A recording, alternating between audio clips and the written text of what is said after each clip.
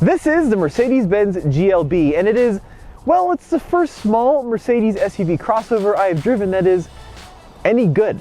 You see, their first attempt, the GLK, was very boxy, looked phenomenal, the interior was pretty nice, but it drove like a cabbage cart, the ride was so firm. And then there was the first generation GLA, which just wasn't very good in any way. However, the GLB, is phenomenal, and in this video we're going to talk about why it's so good.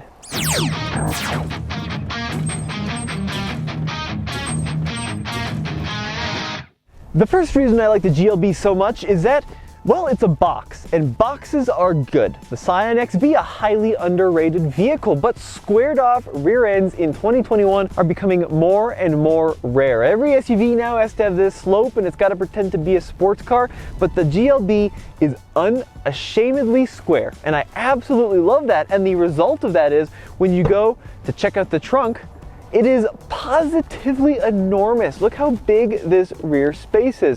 You can even get this vehicle in a 3-row, but I wouldn't, because the 3rd row is tiny. And if you don't get the 3-row, check out what you can do. You can actually remove the floor altogether, scoot it down to a lower position, and now look, it just got even bigger, and it's still not done. If you lift up underneath the rear floor, there is still some additional space under there. This vehicle is so incredibly practical for the small, compact size. Every vehicle, every SUV specifically, should look like this in the back. A perfect square with no sloping roofline and just a nice place to store your stuff. I think Mercedes has done a good job of balancing fun to driveness with ride quality and comfort, and that starts with the engine. This is the basic model, the GLB 250 2-liter 4-cylinder, still has over 220 horsepower and nearly 260 pound-feet of torque, which is, well, it's kind of a lot in a little small SUV like this. It does have an 8-speed dual-clutch automatic, which is a little bit too racy in my opinion for this type of vehicle. However, it means it's fun to drive, it's surprisingly quick in a straight line, but unlike the GLK, they actually put springs in this vehicle instead of stones, so it's got a pretty good ride quality. This is a really phenomenal color Mercedes has chosen on this particular GLB. It's called Galaxy Blue, and it is just stunning. A super rich, vibrant blue with this metal flaking in it. Looks phenomenal. And the best part, it isn't all that crazy expensive. $720 for this paint color. Now, one thing I'm not a big fan of on the exterior of this car are the AMG wheels. They just scream, look at me, I'm an AMG, and then you look at the back and it's not an AMG, and just get the standard wheels, maybe skip the AMG, save some money there. But the Galaxy Blue looks phenomenal, and it's actually kind of cool that this car does not have a sunroof. This is a slick top Mercedes, so you get lots and lots of blue even on the roof. I definitely appreciate the seats in the GLB, even the standard seats, they are quite nice. Now what we have here is a mixture of MB-Tex. MB-Tex is it's a military grade vinyl that would survive an apocalypse. Just look at any Mercedes from the 1980s and you'll see what I'm talking about. And then this one has a Dynamica, it's called, insert here in the middle, which is like a suede. And I do quite like the red stitching. I think that's nice. Now, power seats in this model, these seat controls are on the door. And what I appreciate are these little bolsters that come out of the front for your thigh supports. And the driver and the passenger side both have electronically controlled lumbar support, which is a nice touch. The one optional AMG feature I do appreciate on this non-AMG GLB is the steering wheel. It's only $360, but it really transforms the feel and the look of the wheel. Really has these nice aggressive bolsters, very thick leather wrapped with the red stitching, feels awesome. We have paddle shifters on the back of the wheel, and then controls for instrument cluster over here on the left with cruise control, and then on the right we've got volume and your phone connectivity as well. Even though the GLB is a relatively lower end model on the hierarchy of Mercedes SUVs, you still have these beautiful vents across the center of the dashboard, which look like turbines and of like a 1930s race car. Phenomenal. Feels like you're driving something much more expensive. Now the actual functionality is beautiful. You can twist them to turn off the airflow, untwist them like this, point them in every which direction. And then this also has a 64 color ambient lighting package as well. So when you decrease the temperature, the vents glow blue. When you increase them, the vents will actually glow red, just to let you know you are changing the temperature inside the cabin.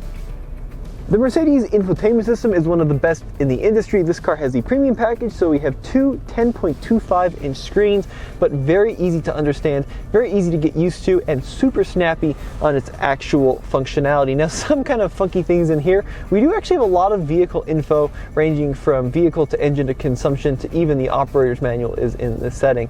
But very interesting in how that works. And then my favorite is the seat kinetic function, which is not a massaging seat per se, but it will move the seat around just a little bit to make sure you're awake on those longer trips. Just like the most expensive Mercedes products like the GLS, the instrument cluster in the middle is extremely functional and very customizable. You can change everything from the color palette to the layout to everything you could ever imagine on information. Very cool stuff there. And then in the middle, it's got all sorts of additional information as well. But excellent screen quality in the GLB, feels just like a $125,000 GLS. Check out the cup holders in this car. So you'll notice you've got two here in the center, not all that unusual. You've got these little kind of clips that will adjust to the size of your drinks. But say you've got a really big bottle, you can actually push them in all the way. And now they hide away and you can put in your largest beverages and then you push in on these buttons to pop them back out for your smaller drinks. The center cubby in this Mercedes is enormous. Now it does have this dual fold out lid, push the button and it glides out. But like, not only can my hand fit in there, but a lot of my arm. It just keeps going and going and going. This is an enormous cubby, and if you want to store stuff, this is a great place to do that. As much as I do like the interior of this vehicle, there are some materials that I'm not super fond of. For example, this big sheet of piano black, and then the carbon fiber. This is not how I would spec mine. I don't understand why you need carbon fiber on an AMG, let alone a GLB 250. It's a little bit of a ridiculous afterthought. However, this little silver panel underneath that carbon looks fantastic. This Mercedes has the smallest parking brake I've ever seen. It almost looks like a window switch. Pull it out and that engages the electronic parking brake, and then you can push it in to disengage it. And then the light switch is a little bit funky. Like a lot of German cars, it has parking lights for both the left and the right side depending on which side of the road you park on. Kind of a funny little quirk, at least here in the US. So one of the best parts about the GLB versus other small Mercedes SUVs of the past is the rear seat room, which is great if you have a family or kids or need to haul folks around. Look at the space. I am 6'1". This is my driving position, and I have tons and tons of legroom. And then the headroom, because it's shaped like a box, as the SUV gods intended, I've got really pretty decent headroom as well. So overall, very good back seat. Plus you sit up nice and high so you can see the world. But there's some other cool stuff back here. For example, in the center console, we've got classic over-engineered German cup holders. They fold out and you can kind of grab them and manipulate them depending on your bottle size. Kind of funky down there. And then even better than that, we have not one but two USB-C ports located down here underneath the rear seat vents. You can see the 5-volt plugs there, and then there's even a 115-volt outlet in the back of this vehicle. The fuel economy on this GLB is 23 mpg rated in the city, 30 on the highway, and 26 combined, which is okay, but not all that stellar for a relatively small SUV. The GLB does come standard with some safety assistance technologies like active brake assist as well as blind spot monitoring. However, adaptive cruise control or lane centering is not standard. Let's merge into traffic here and see how the power is. Full throttle. It's pretty good actually. And the transmission shifts really quickly. Now let's talk about the dual clutch automatic transmission. It is not my ultimate favorite. It's great on the racetrack. However, in a family commuter like this, in a luxury car like this, dual clutch doesn't make a lot of sense. They're a little herky-jerky in traffic and stop-and-go situations, so I much prefer like a torque converter automatic. That is the one drawback with the driving experience in this vehicle. However, once you're up to speed, that transmission, I mean, it is a dual clutch. It will shift very quickly and seamlessly. It's just in that stop-and-go traffic where things are a little herky-jerky. Now, from a ride quality standpoint, Mercedes has done a really good job with this vehicle, and we do have adaptive dampers. So if I change the drive mode, for example, into sport, that'll stiffen them up a little bit, and then you get a much more corner progressive ride is how I'm going to say it. It's not exactly a Mercedes SL, it's not an AMG product. However, it does handle quite nicely, and then when you're just cruising along every day, tone it down to comfort, and it softens it up quite quickly. Well worth the under $1,000 that those adaptive dampers cost. Apart from the driving Now, the Mercedes is a very quiet commuter vehicle. Lots and lots of sound deadening, and it really is a refined place to spend time. It drives nice, everything feels really solid and well made, unlike some of the first attempts at the Mercedes SUVs from like the mid-2000s. Really impressed at the quality turnaround Mercedes has made in their SUVs. And the interior, even though this is a sub $50,000 car, the interior materials and the interior fit and finish are just as good as an $80,000 GLE or even a $100,000 GLS. You really don't need to spend crazy money with these Mercedes GLBs to have an experience that is rivaling products even within the Mercedes lineup, well more expensive than this MSRP. Now, the 4MATIC system in the Mercedes is well programmed. I did take this vehicle off-road, be sure to check out that video, and it did pretty well. Once again, the dual clutch is kind of the downfall of these vehicles, but Mercedes has a very solid four-wheel drive, or I should say all-wheel drive programming in this car, which will certainly get you to work on those snowy days and will even get you to those cool trailheads if you want to do a little bit of adventuring.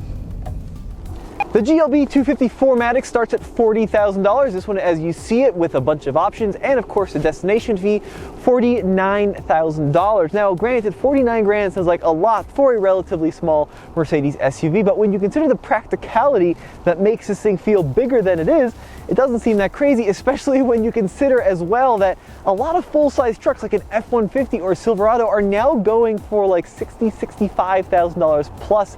Not uncommon to see. You got a lot of kind of luxury and quality with this Mercedes GLB that isn't all that badly priced. I think this is pretty good value overall. Now, let me know what you think in the comment section below of the little GLB 250. And as always, this has been Tommy with the Fast Lane Car. Check out tflcar.com for the latest and greatest in new and used reviews.